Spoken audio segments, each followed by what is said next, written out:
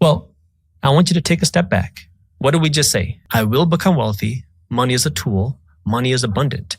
There's a lot of money in the world. A lot of money. There are some people that make whatever you make in a month. There are people that make whatever you make in a week. There are people that make whatever you make in a day. And there's probably people that make whatever you're making in an hour. If you start to reframe the way you look at money, now you can start doing different things. Maybe you start watching more YouTube videos on how do you earn more money. Maybe you start to read books about it. And maybe you don't get to $500,000 a year, but maybe you get 80% of the way there, 50% of the way there. It's still a lot further. And you will never get there unless you start thinking about money in terms of abundance. And finally, it is my duty to become wealthy. In the Sikh religion, we have three main values. I'm not here to preach anything, but there are three main fundamental tenets. Naam japna, van shakna, kirt karni, which means remember God, serve others before you serve yourself, and earn an honest living. It is, in my belief, your duty to become financially successful so you can take better care of yourself, better take care of your family, and take better care of your community. And once you can understand these things and change the way you think, it's not easy, but if you can work on that, listen to your podcast, listen to the other stuff out there, now you can move on to step number 2, which is learn the rules of money. And again, I know we're getting into the theoretical stuff. Right after this, we'll talk about the practical side of what do you actually do with your money, but you have to learn the rules of money because one of the things that I learned is that wealthy people understand that money is a game. And every single person is playing this money game. Mm-hmm. But the way that wealthy people are playing the money games are very different than everybody else. Yeah. The average person thinks about money and how you attract that money is I have to go to work and I have to earn this money. I have to work hard to get this money. Now, you do have to work hard. There's no way around that. But the way that wealthy people and financially savvy people think about money is I'm going to work hard, not to make the money, but to own an asset. And this asset is going to make me more money. I'm going to work to own the things that will keep paying me even after I stop working. And that is a completely different way of thinking because the average person is thinking, if I can make a little bit more money, I'm going to drive a better car. If I can make a little bit more money, I'm going to buy a better house. If I could get a bonus, I'm going to go on a vacation. If I could get a nice raise, I'm going to buy my wife a nice purse. We think in terms of spending. Wealthy people think in terms of investments. And there's 3 rules of money that I learned that you have to understand. Number 1 is that money flows to the investor. When I go to Chipotle and I buy a bowl of extra guac, who am I benefiting? Am I really supporting the employees? Yes, in a way, because I will be paying their salary, but the real profits are going to the owners of Chipotle. It's going to the investors of Chipotle. Money rule number 2 is inflation benefits the investor. What does that mean? Over the last 5 years, we've seen the prices of things rise. This is because of inflation. Inflation didn't just start after the pandemic. It's been happening for a long time. And so you might have heard your grandparents or parents say, when I was young, I used to go to the movie theater for a nickel, $1, whatever it might be. Now it's $25 to go to a movie. This is inflation. So now when you spend those more dollars at Chipotle, who's getting those more dollars? It's the owners of Chipotle, the investors. And then finally is our system is designed to benefit the investor. As a licensed attorney, who's not your attorney, I can tell you that when you earn your money as an investor, you are going to pay a lower tax rate than when you earn your money as an employee. That's why it is so important to understand the rules of money because our entire system is designed to make the financially savvy wealthier while everybody else is paying the price. I'll give you one more example. When I was in law school, I learned about this concept called fiduciary duty. And what I didn't understand and what I learned is that the CEO of a company, your boss, has a fiduciary duty to make one person rich. Do you know who that is? It's not the employees at the company. It's not the customers at the company. It is the owners of the company, the investors in the company. The CEO has to make decisions to make the investors rich. And we're never taught to become an investor. We're taught to become an employee. Now, it's not bad to work a job. That's not what I'm saying. In fact, that's probably the best thing for most people. What I'm saying is you have to understand that when you go to work, you now have to take some of that money and become an investor. Now, when you do that, now you can start to get into the practical steps of what you do with your money. Yeah. So we talked about now, step number 1 is you have to build the mindset. Now you have to learn the rules of money. Now we get into the practical side, which is step number 3, get out of the financial danger zone. And what I mean by that is the very first thing you have to do is save $2,000 as fast as possible. Just $2,000. Just start with $2,000 as a start.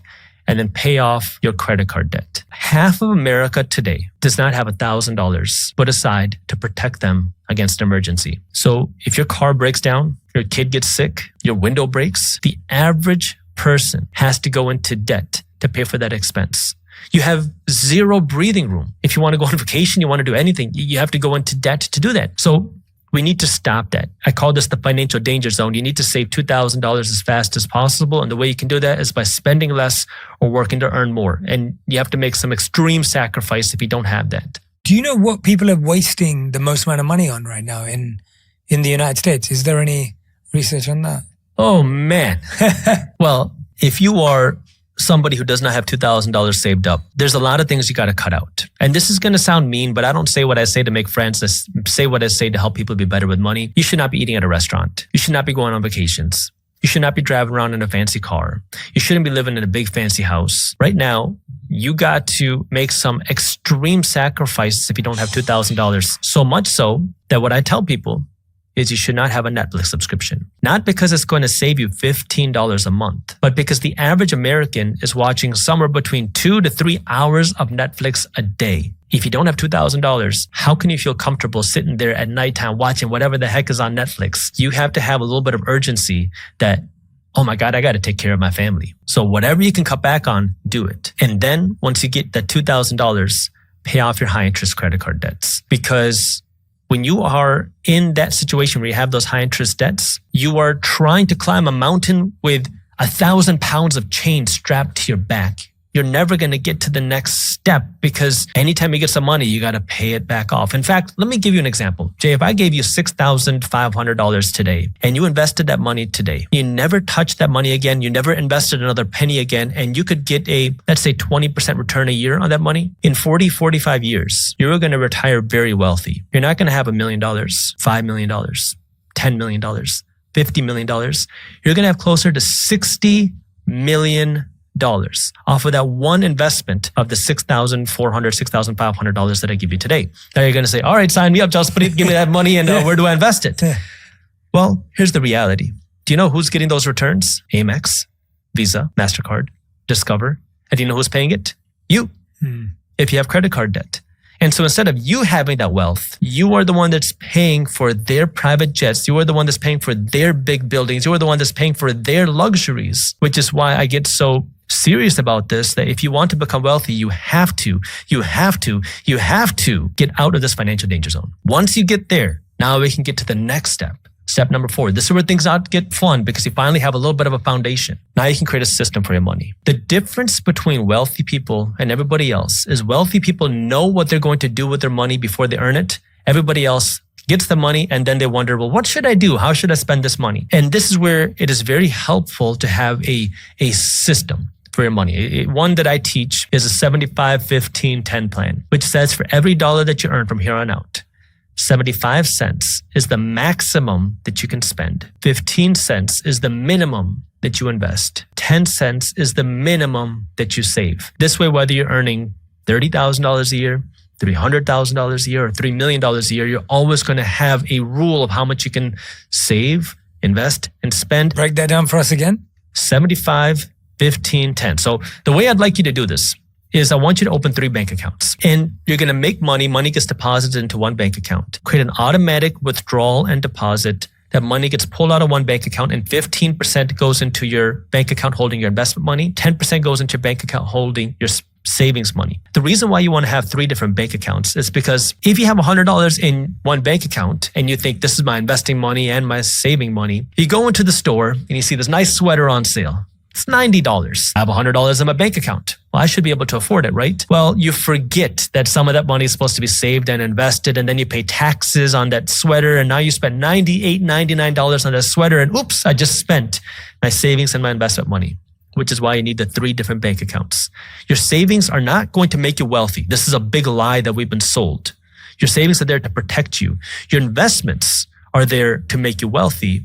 And that spending money is what you pay for your house, your groceries, your vacations, and everything else. Now we move on to the next step, is how do you spend your money smartly? And this is where things start to get a little bit painful, but this is where you can really accelerate your wealth. You know how to spend your money now. You have a good system. Now when it comes to actually accelerating your wealth, you got to spend your money smartly. And what I mean by that is No more financing things that don't put money in your pocket. And then follow the rule of 5 when it comes to luxuries. So when it comes to no more financing things, it's very normal. You want to buy the new iPhone?